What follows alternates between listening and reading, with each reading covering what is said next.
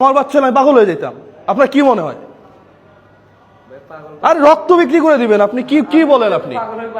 আমি যখন 7,000 টাকা বেতনে চাকরি করছি, আমার বাচ্চা একদিন রাতের বেলা অসুস্থ, টাকা কই পাবো আমি? মানে পাগল হয়ে গেছি। আর আপনার এটা বাচ্চা না? দেখি এদিকে আসো তো আম্মু, দেখি দাঁড়ান, একে তো আমি ধরতেও ভয় পাইতেছি। এই বাচ্চাটা আপনি একটু বুঝিয়েন, এই বাচ্চাটার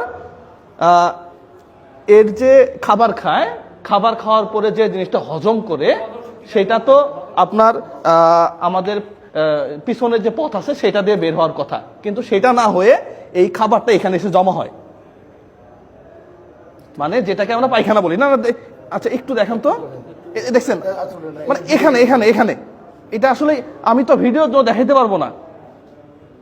ওনার পুরো থলিটা এখানে বের হয়ে যাওয়া। কয় হাজার টাকা লাগে? 7, 8, 8,000, 9,000, 10,000 টাকা? এলাকা মানুষ নেই নাকি? সব মরে গেছে নাকি? দেখে না? আপনি দেখেন তো বাচ্চাটার চেহারাটা দেখেন তো। হ্যাঁ, আরে ভাই ভিক্ষা করবেন আপনি সন্তান মানুষ করার জন্য? এই বাচ্চা এটা ক্যান্সার হয়ে যাবে। হাসান ভাই কি বলেন? আজকে হাসান ভাই আমাকে ফোন দিছে, আমি তো মানে এটা আমি দেখাইতে পারবো না। না দূরে না, কাছে আসেন, লাইট আলো আসবে না, এটা আমি দেখাইতেই পারবো না ভিডিওতে। আমার নিজেরই হাত পা কাঁপতেছে হাসান ভাই। আমি দেখি তো অবাক হয়েছি, আমি তো বুঝতে পারিনি যে হ্যাঁ, এখানে এখানে পায়খানাগুলো এখানে জমা হয়, এখানে জমা হয়, তাই তো? এখানে একটা ব্যাগ আছে, ওইটা আবার টিস্যু দিয়ে পরিষ্কার করে। এটা আজব ব্যাপার, সত্যি আজব ব্যাপার। আর সরকার থেকে কি করেন আপনারা? এক উপদেষ্টা বলছে যে এখন ইন্ডিয়াতে চিকিৎসা করার দরকার নাই, এখন চাইনাতে যাবা। স্টুপিড কোথাকার। এই দেশে টাকার অভাব আছে?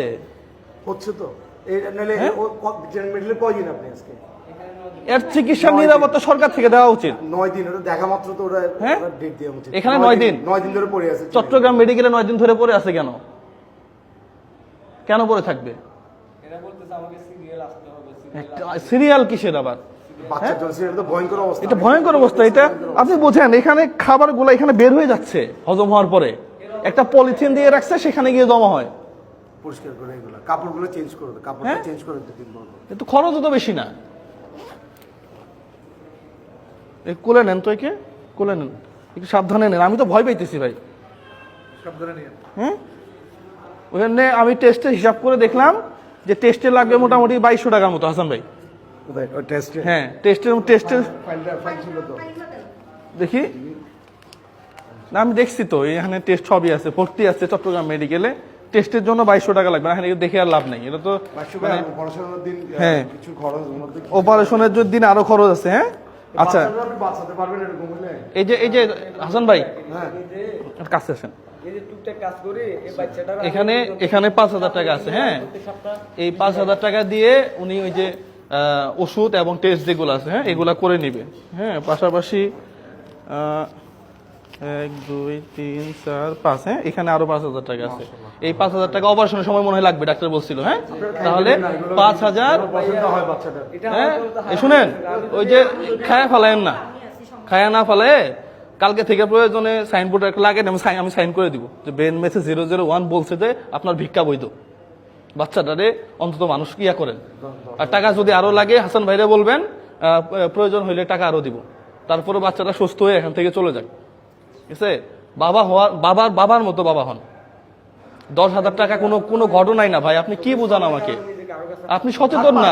বাচ্চার জন্য হাত পাততে পারবেন? কিসের হাত পাততে পারবেন না? করে বা হয়তো কিছুটা নিজের গোছায় নিতে পারবে না না, আপনি পারবেন না কেন? এজন্য আজ সরকারি হাসপাতালে আসছে। আর হাসান ভাই, বাচ্চার জন্য মানুষ কান্না করে ভাই। কি বলেন?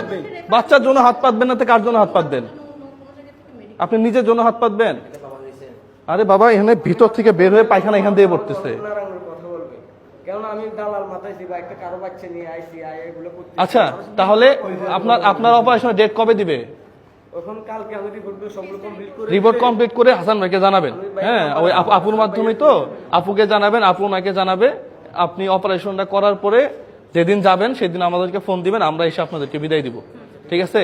আর হাসান ভাই, এই টাকাটা আমার এক শুভাকাঙ্ক্ষী, সেই ইউএসএ তে থাকে। হ্যাঁ, ওনার জন্য দোয়া করবেন। পাশাপাশি আমার এক আপু আছে, সেই ঢাকাতে থাকে। হ্যাঁ, ওনার মা মারা গেছে, তো ওনার জন্য দোয়া করবেন আর কি। হ্যাঁ, আর আপনি এটা করেন, প্রয়োজনে লাগলে আরো দিব আর কি।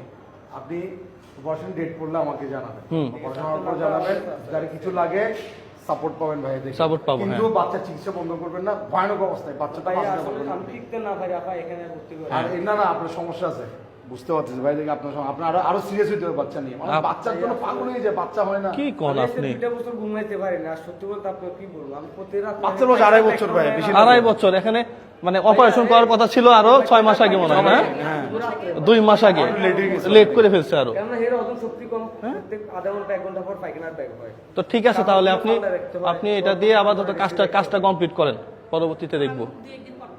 ঠিক আছে আপু, আপনি একটু খোঁজ রাখিয়েন হাসান ভাইয়ের সাথে কথা বলে আপনি এটা জানায়েন আর কি। তো ঠিক আছে তাহলে হাসান ভাই চলেন, ওকে ভাই। আমি এগুলো দেখতেই পারবো না, আমার আসলে খুব খারাপ লাগে। পাশাপাশি সরকারি ব্যবস্থাপনাগুলো ঠিক করেন, চিকিৎসা হচ্ছে মৌলিক অধিকার। তো আপনি যদি আমার এই চিকিৎসা নিরাপত্তা না দিতে পারেন তাহলে এই সরকার গঠন করার দরকার কি? আওয়ামী লীগ আসলে কি আর বিএনপি আসলে কি আর জামাত আসলে কি? সবগুলা চরিত্র তো একই দেখতেছি। খালি বেগম পাড়ায় বাড়ি বানাইলে তো হবে না, সবার আগে চিকিৎসা নিরাপত্তা। জীবন না থাকলে আর দেশ থেকে লাভ কি? এই দিক দিয়ে একটু খেয়াল রাখবেন। সবাই ভালো থাকবেন, সুস্থ থাকবেন। আসসালামু আলাইকুম রহমতুল্লাহ। এখন আপনি যেখানে যেভাবে